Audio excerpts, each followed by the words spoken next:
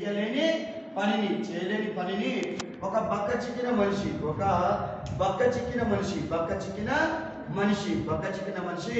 తెలంగాణలో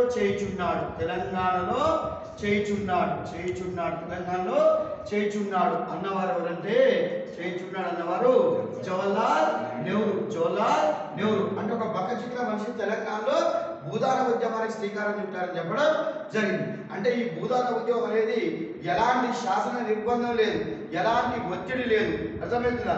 శాసన నిర్బంధం లేదు, ఒత్తిడి లేదు, బలప్రయోగం లేదు. దాతలందరూ కూడా స్వచ్ఛందంగా ముందుకు వచ్చి భూమిని దానం చేశారు. కాబట్టి ఈ భూదాన ఉద్యమాన్ని అహింసాయుత ఆర్థిక విప్లవము అన్నారు. ఏమన్నారు? అహింసాయుత ఆర్థిక విప్లవము అన్నారు.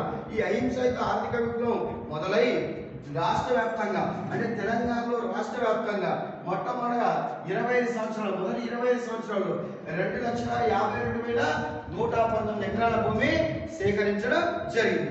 అట్లా భూమిని సేకరించేటప్పుడు భూమిని దానం చేసేవారిని భూదాత అంటారు, భూమిని గ్రహించే వారిని భూగ్రహీత అంటారు. ఏమంటారు? భూగ్రహీత అంటారు. మరి భూదాన ఉద్యమం ప్రారంభం అవడానికి కారణం ఏంటి? అప్పట్లో 4 దశల్లో తెలంగాణలో 4 దశల్లో కమ్యూనిస్టులు తెలంగాణ రైతాంగ సాయుధ పోరాటం చేయడం జరిగింది.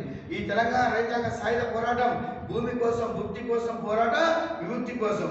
భూమి అనేది ఒక ప్రధాన సమస్యగా మారింది. ఆ ప్రధాన సమస్యగా మారింది కాబట్టి ఆ ప్రధాన సమస్యకు భూదాన ఉద్యమం ద్వారా ఎంతో కొంత పరిష్కారం లభించినట్టు కావడం జరిగింది. సో మరి భూమిని దానం చేశారు.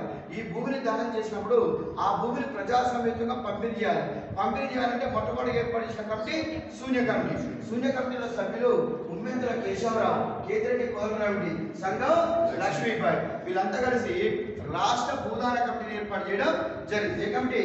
రాష్ట్ర భూదాన కమిటీ ఏర్పాటు చేయడం జరిగింది. ఈ రాష్ట్ర భూదాన కమిటీ అనేది ఒక నిర్ణయం తీసుకుంది. ఏ నిర్ణయం తీసుకుందంటే భూగ్రహీత ఎవరు? భూగ్రహీత అనేవాడు కొన్ని కండిషన్ల ప్రకారం ఉండాలని తెలియజేయడం జరిగింది. ఫస్ట్ భూదాత అంటే ఎవరు? భూమిని దానం చేసేవాడు.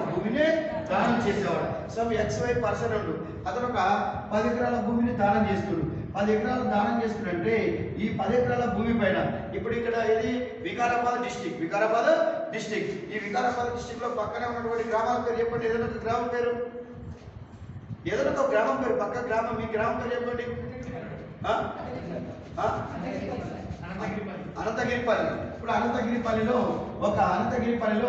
శేషయ్య అనేవాడు ఒక 10 ఎకరాలు దానం చేస్తున్నాడు. అనంతగిరిపల్లి ఈ వికారాబాద్ డివిజన్కి వస్తుంది. ఎంఆర్ఓ పరిధి ఏంటిది? వికారాబాద్ ఎంఆర్ఓ పరిధి. ఈ వికారాబాద్ ఎంఆర్ఓ పరిధిలో ఉంది కాబట్టి ఆ ఎంఆర్ఓ అనేవాడు శేషయ్య అని పేరు మీద భూమి ఉందా అని ల్యాండ్ రికార్డ్ చెక్ చేశాడు. చెక్ చేస్తే ఆ భూమి పట్టా అవుతుందా? భూమి ఇది పట్టాదారు భూమి.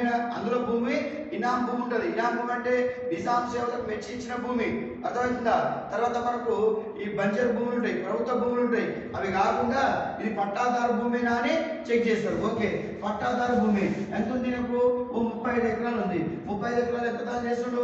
10 ఎకరాలు దానం చేస్తాడు. ఈ 10 ఎకరాలు పట్టా అయింది అట్లా రుజువు చేసుకొని ఈ భూమిని ఖారీజ్ ఖాతాలో రాసుకుంటాడు. ఏ ఖాతా? ఖారీజ్ ఖాతాలో రాసుకుంటాడు. ఖారీజ్ ఖాతాలో రాసుకొని ఖారీజ్ ఖాతా నుండి భూమి లేని నిరుపేదలకు పంపిణీ చేయడం జరుగుతుంది.